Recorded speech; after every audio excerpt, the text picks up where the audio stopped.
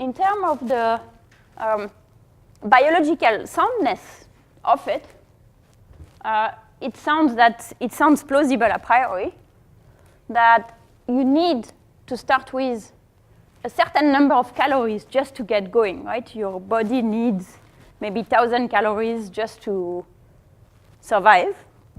So the first 1,000 calories that you're consuming are not very useful to you to help you to actually start exercising.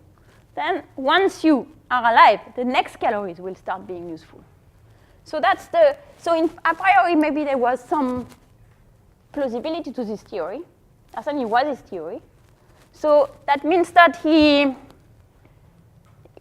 lost his job, so he couldn't do much of anything. He was not doing nothing, otherwise I would not have met him, he would be dead. But he was doing things that was not taking too much effort for him. For example, he was sitting next to a bank of a lake and he was fishing. He was getting a little bit of rice from the government program. He was getting a little bit of meals from his brother. But by the way, he was not really living a full life. He was sort of surviving. And so at the heart of his theory, and I think your question of whether this is true or not is a very interesting question, which certainly came to my mind when I was talking to him.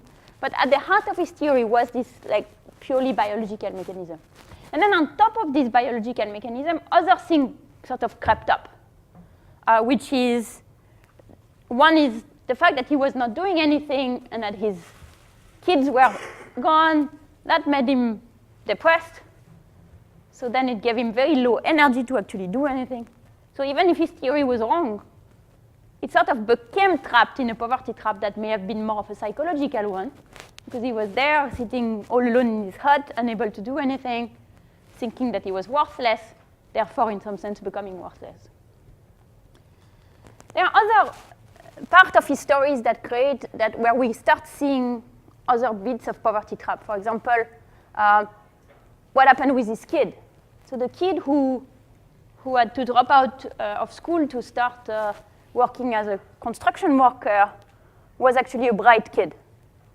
So that's another place where you see now an intergenerational poverty trap, where because the parents are poor, the kid has to drop out of school because he has to go to work, and therefore himself will probably make less money down the line.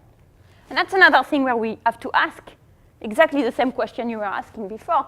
How plausible how is it an isolated example, or is it something that is generalized, that it's actually something like the inability to work for the parents or the lack of income that creates this, that forces kids to stay out of school that could otherwise have gotten an education.